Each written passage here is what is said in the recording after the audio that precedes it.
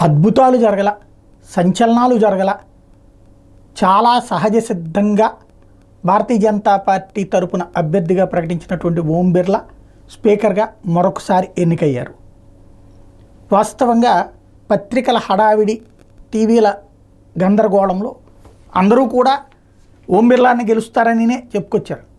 కానీ ఏదో ఒక ఉత్కంఠ రేపే ప్రయత్నం ఎన్నుంటాయి ఏంటి అన్నటువంటి.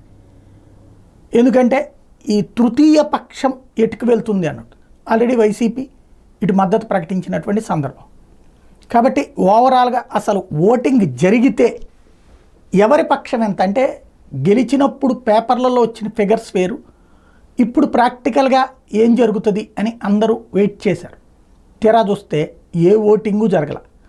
మూజువాణి ఓటు అంటే సభలో ఉన్నటువంటి మెజారిటీ సభ్యులు అభిప్రాయం ఆధారంగా అంటారనమాట. మామూలుగా అయితే కనుక ఇప్పుడు కొత్త పార్లమెంటు, ఇంకా ఈ సిస్టమ్స్ ఈ అవగాహన లేదు, ఇంకొక 7 దాకా ప్రమాణ స్వీకారం చేయలేదు.